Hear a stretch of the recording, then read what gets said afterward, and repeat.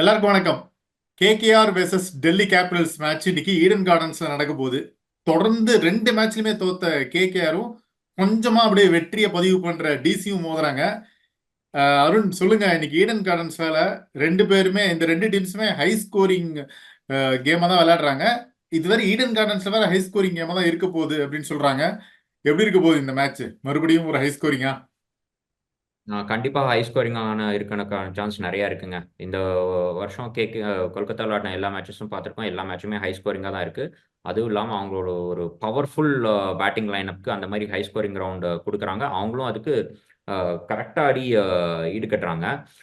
போன மேட்ச் வந்து பஞ்சாபோட 260 ரன் அடிச்சு பஞ்சாப் வந்து 18 ஓவரில் சேஸ் பண்ணிட்டாங்க. ஆமா, ஐயோ. ஸோ அது வந்து ரிப்பீட் ஆகிறதுக்கு நிறைய சான்ஸ் இருக்கு. ஏன்னா நீங்க வந்து டெல்லி கேபிட்டல்ஸ் பார்த்தீங்கன்னு வைங்களேன், அவங்க ஒரு சில மேட்சஸ்ல 200க்கு மேல கொடுத்துட்டாலும் அவங்களும் சேசிங் ரொம்ப ரொம்ப ஸ்ட்ராங்கா சேஸ் பண்றாங்க. அவ்வளோ ஈஸியாலாம் விட்டுறதில்ல. இன்ஃபேக்ட் போன மேட்ச் வந்து மும்பை இந்தியன்ஸோட 250 அடிச்சிட்டாங்க அவங்களும் ஆமா, ஃபர்ஸ்ட் ஆமா. பேட் பண்ணி. ஸோ அதுவும் அவங்களோட டீமும் வந்து லைட் டீம்லாம் கிடையாது. ரெண்டுமே பவர்ஃபுல் பேட்டிங் லைனப்ஸ். ஒரு சைடு உங்களுக்கு வந்து Sunil Narine, Andre Russell, Rinku Singh, Shreyas Iyer மாதிரி பேட்டர்ஸ், ஃபில் சால்ட், அந்த மாதிரி பேட்டிங் லைனப் ஒரு சைடு இருந்தா, இன்னொரு சைடு பாத்தீங்கன்னா நீங்க ட்ரிஸ்டன் ஸ்டப்ஸ், ஜேக் ஃப்ரேசர் மெகர்க், அதுக்கப்புறம் வந்து உங்களுக்கு ரிஷப் பந்த், அந்த மாதிரி அவங்க சைடும் ஒரு பவர்ஃபுல் பேட்டிங் லைனப் வச்சிருக்காங்க. அதுவும் நீங்க இவரு ஜேக் ஃப்ரேசர் மெகர்க்கெல்லாம் பாத்தீங்கன்னு வைங்களேன், ஆடுற பால் எல்லாமே அடிக்க தான் எல்லாமே பாக்குறாரு. அடிக்கிறாரு. எல்லாமே ஆமா. எல்லாமே அடிக்கிறாரு. ஸோ அவர் அவர் அடிக்க ஆரம்பிச்சிட்டா அவரை கண்டெயின் பண்றதெல்லாம் ரொம்ப கஷ்டமான விஷயம். ஸோ அதனால ரெண்டுமே பவர்ஃபுல் பேட்டிங் லைனப்பா இருக்கும்போது ரொம்ப இன்ட்ரெஸ்டிங்கா மேட்சா இருக்கும். ரொம்ப ஹை ஸ்கோரிங்கா தான் இருக்கும். இல்ல, அதான் அவர்கிட்ட இதை கேட்டிருக்காங்க, நீங்க சிங்கிள்ஸ்லாம் ஆட மாட்டீங்களா அப்படின்னு. என்னுடைய ஸ்டைலே இதுதான் அப்படின்றாரு. ஸோ இந்த T20 கிரிக்கெட்டுக்கு ஒரு பக்காவான ஒரு டெம்ப்ளேட்டான கிரிக்கெட்டரா இருக்காரா ஜாக் ஃப்ரேசர் மெக்ரூ? ஏன்னா அடிச்சுட்டே கண்டிப்பாங்க. இருக்காரு. ஒரு பவர் பிளேல ஒரு 6 ஓவர்லயே 100 ரன்ஸ் கிட்ட வந்துருது, அந்த மாதிரி அடிக்கிறாரு. ஆமா. நீங்க லிமிட்டட் ஓவர்ஸ் கிரிக்கெட்டுக்கும் எஸ்பெஷலி T20 கிரிக்கெட்டுக்கும் டெஸ்ட் மேட்ச்க்கும் என்ன வித்தியாசம்னு பார்த்தீங்கன்னு வைங்களேன். டெஸ்ட் மேட்ச்ல என்ன பண்ணணும்னா நீங்க வந்து ஆப்போசிட் டீமோட 20 விக்கெட் எப்படி எடுக்கிறதுன்னு தான் பார்க்கணும். அதனால பவுலிங்கை மேக்ஸிமைஸ் பண்ணணும். அதில் தான் வந்து டெஸ்ட் மேட்ச்ல இருக்கு. ஆனா T20 கிரிக்கெட் அதுக்கு அப்படியே ஆப்போசிட்டுங்க. நீங்க 120 பால்ல எவ்வளோ மேக்சிமமா அடிக்க முடியும் அப்படிங்கறதான் பார்க்கணும். ஸோ அதனால ஆப்டிமைசேஷன் ஆஃப் ரிசோர்சஸ் சொல்லுவாங்க. அது என்னன்னா நீங்க வந்து 20 பால்ல ஒவ்வொரு பாலும் சிக்ஸ் அடிக்க முடிஞ்சா ஒவ்வொரு பாலும் சிக்ஸ் அடிக்க பார்க்கணும். ஓகே.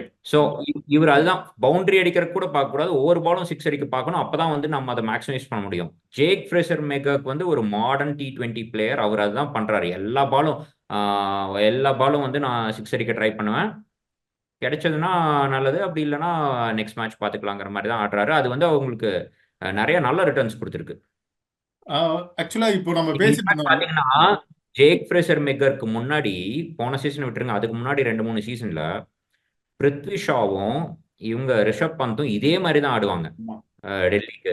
ஸோ இன்ஃபேக்ட் டெல்லி தான் வந்து ஆல்மோஸ்ட் இந்த ஸ்டைல் ஆஃப் பிளே ஸ்டார்ட் பண்ண டீம். ரிக்கி பாண்டிங் வந்து ரொம்ப நல்ல கோச்சிங். அவருக்கு வந்து கேம் நல்லா ரீட் பண்ண தெரியும், அது எங்க போகுதுன்னு தெரியும். இன்ஃபேக்ட் 2003 வேர்ல்டு கப் ஃபைனல்ஸ்லயே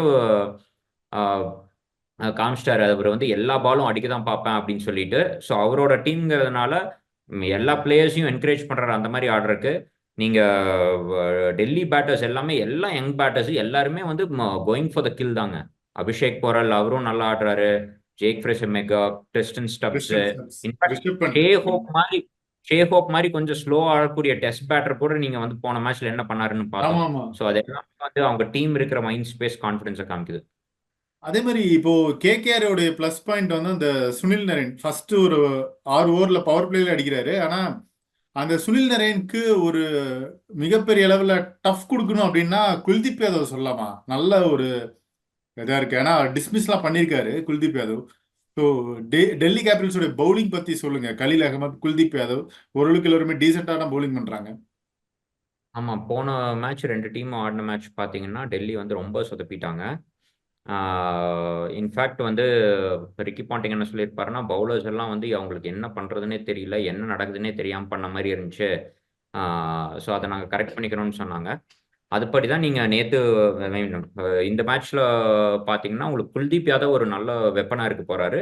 அதை தவிர இவரும் கலீல் அகமதும் நல்லா பவுல் பண்ணிட்டு இருக்காருங்க. ஆமா. அவரும் வந்து சுனில் நாராயணுக்கு அப் ஃப்ரண்ட் நல்லா பவுல் பண்ணுறதுக்கான சான்ஸ் இருக்கு.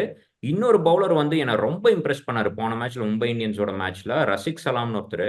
ஆமா ஓகே. அவரு வந்து அவரு வந்து ரொம்ப நல்லா பவுல் பண்ணிட்டு இருக்காரு. அதனால வந்து ஒரு இன்ட்ரெஸ்டிங்கான கான்டெஸ்ட் இருக்க போகுது KKR versus Delhi Capitals. So ஃபைனலா இது பிளேயிங் லெவன் எப்படி இருக்க போகுது? பெருசான மாற்றங்கள் இருக்கும். ஏன்னா டேவிட் வார்னருக்கு வரை இன்ஜுரி இன்னும் சரியாகல.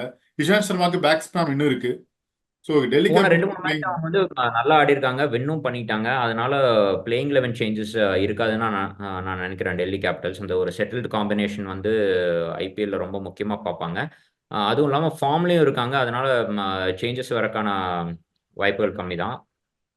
கேகேஆரை பொறுத்த வரைக்கும் உங்களுக்கு வந்து ஒரு ஸ்பின்னர் எக்ஸ்ட்ரா வேணுமா? அப்படி இல்லன்னா அந்த ஸ்பின்னருக்கு பதிலா ஃபாஸ்ட் பவுலர் வேணுமான்னு தான் பார்ப்பாங்க. ஹர்ஷித் ராணாவோ, வைபவ் அரோராவோ, சுயாஷ் சர்மாக்கு பதிலா ஆட வைக்கலாம். அதை தவிர கேகேஆர்லயும் அவங்களும் செட்டில்ட் லைனப் தான். 2 மேட்ச் தோத்தாலும் அவங்க வந்து பாயிண்ட்ஸ் டேபிள்ல செகண்ட் இருக்காங்க. நல்லா ரன் ரேட்டும் வச்சிருக்காங்க.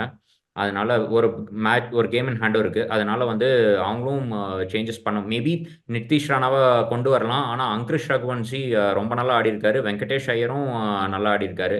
அதனால யாருக்கு பதிலா கொண்டு வருவாங்கன்னு தெரியல. ஸோ அதனால மேபி அவங்க பேட்டிங் சைட்ல அதே டீமா தான் ஆடுவாங்க. பவுலிங் சைட்ல 1 or 2 சேஞ்சஸ் இருக்கும். அனுகுல் ராய் சான்ஸ் இருக்கா? போன மேட்ச் அவரு பவுல் பண்ணாதான் பவுலிங்ல அனுகுல் ராய் அப்படி இல்லைன்னா சுயாஷ் சர்மா அந்த மாதிரி ஓகே யாராவது ஒருத்தர். Okay. So KKR versus Delhi Capitals கன்ஃபார்மா ஹை ஸ்கோரிங் கேமா தான் இருக்க போகுது அப்படின்னு அருண் சொல்லிட்டாரு. ஏன்னா அந்த ஸ்டாட்ஸ் அப்படிதான் சொல்லுது. கடந்த 3 மேட்சஸ்ல கேகேஆர் ஒரு 220 ரன்ஸ் தாண்டி தான் அடிச்சிருக்காங்க. டெல்லி கேபிட்டல்ஸும் 2 மேட்சஸ்ல அடிச்சிருக்காங்க 220 ரன்ஸை கடந்துட்டாங்க. ஸோ இது உண்மையிலேயே மிகப்பெரிய ஹை ஸ்கோரிங் கேமா இருக்க போது. பார்ப்போம் என்ன நடக்க போகுது அப்படின்னு. உங்களுடைய கருத்துக்கு நன்றி அருண். நன்றி ஆனந்தன்.